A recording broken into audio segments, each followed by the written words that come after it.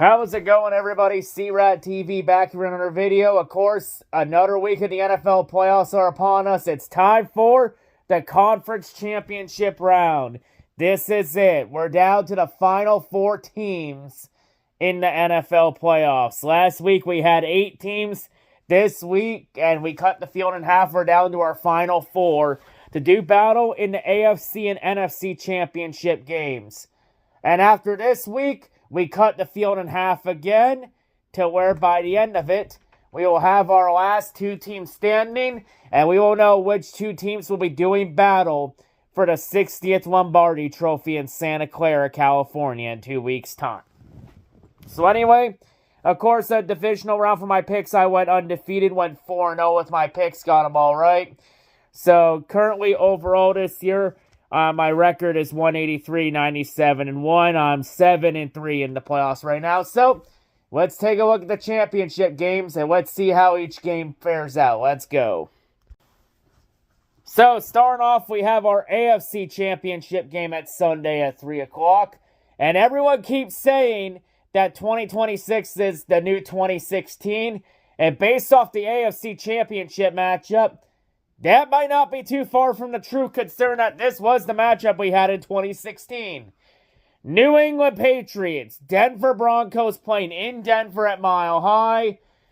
New England is favored by 4.5 points. And of course, for the Broncos, Bo Nix is out after he fractured his ankle last week in the divisional round against Buffalo.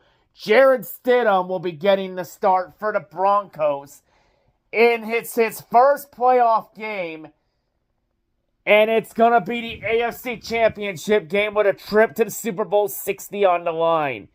This pressure and the stakes could not get higher than that. Like honestly, I'll be honest. If Bo Nix was playing in this game, which, by the way, prayers to Bo Nix, that was sad what happened to him last week. Like, honestly, that was kind of a sad way for his season to end. Like, having your ankle fracture on a goddamn kneel down is like, how does that even happen? Like, I have never seen that ever happen before. Like, that was weird. But if Bo Nix was playing, I would have possibly considered giving the Broncos a chance. Because, especially since Bo Nix has led a bunch of 4-quarter comebacks and become Tebow Mania 2.0. Because usually this year, if you exist in the 4th quarter, that usually triggers the Broncos trap card, which leads to Broncos 4-quarter comebacks because Bo Nix is a better version of Tim Tebow. He's pretty much what Tebow would have been if Tebow didn't suck ass at football. But, I don't have any faith in Jared Stidham. I mean, yeah, there's been a history of the Patriots losing the playoffs to backup quarterbacks. But keep in mind, all of that was during the Brady-Belichick era.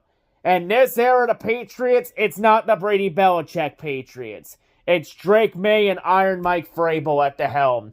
And I think things are a lot different with Mike Vrabel and Drake May compared to Brady and Belichick. But yeah, I mean, the only way I think the Broncos have a chance if the defense gets pressure to May and makes his life a living hell, and the defense wins this game for the Broncos. But in the end, I don't think they'll do enough to stop the Patriots. I mean, I think the Broncos will put up a fight, but I think May and the Patriots are going to be too much to handle. I don't trust Stidham to get it done. I don't think he can get it done. I have the Patriots winning this one on the road. Give me New England plus the points. I have New England covering the spread and winning the AFC Championship game. I think for the first time since 2018, I think the Patriots will advance back to the Super Bowl. And the first time they get back there since Brady left. So yeah, give me New England over Denver in the AFC Championship game. And now to the NFC Championship game Sunday at 6 o'clock. And it's an NFC West Division showdown. Yeah, this is the 3rd time in the last 5 years that the NFC Championship matchup will be decided in a division rivalry. 2021, it was an NFC West showdown between the Los Angeles Rams and the San Francisco 49ers. Last year, it was an NFC East showdown between the Washington Commanders and the Philadelphia Eagles. This year, it will be an NFC West showdown between the Los Angeles Rams and the Seattle Seahawks in Seattle. Seattle is favored in this game by 2.5 points.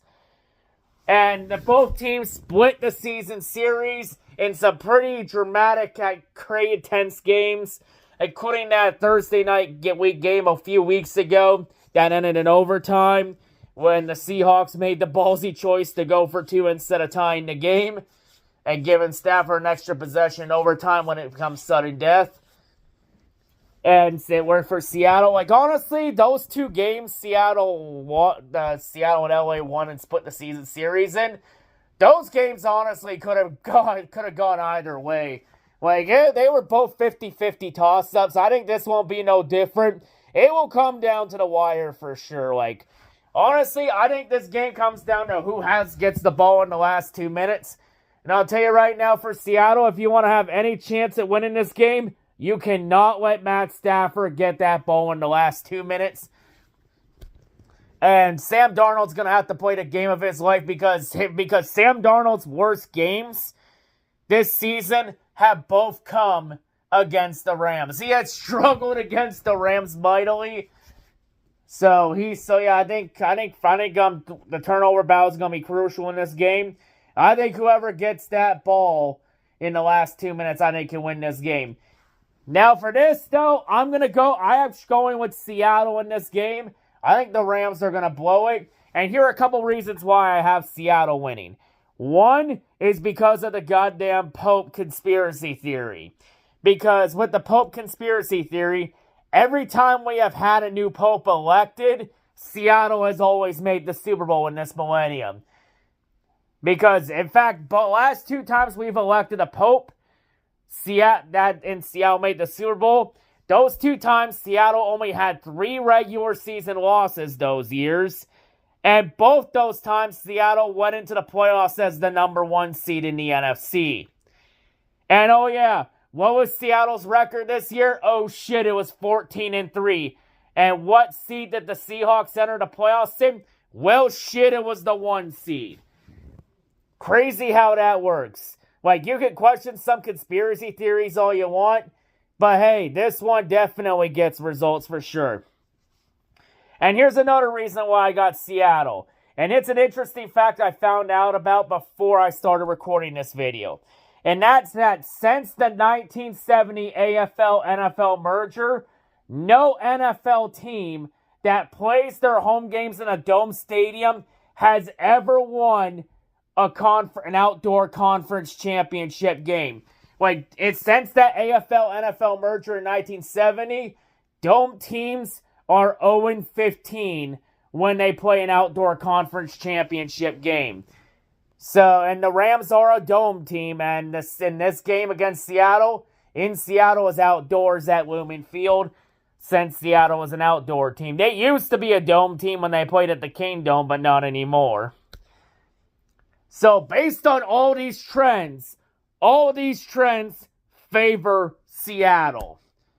And the one game the Seahawks did beat the Rams in was in Seattle. So with that said, I think it's going to be an absolute dogfight between these two, but Seattle's defense has been pretty solid too. Like, this game could go either way, but in the end, I'm taking Seattle to win at home. I have the Seahawks winning and advancing the Super Bowl 60. Give me Seattle plus the points. I have Seattle covering the 2.5 point spread. So give me Seattle in this. So yeah, those are my picks for this week. So for my Super Bowl prediction, I'm sticking with my original prediction. I have my bracket, which was, I think, Super Bowl 60 in 2 weeks will be the New England Patriots versus Seattle Seahawks, the rematch of Super Bowl 49.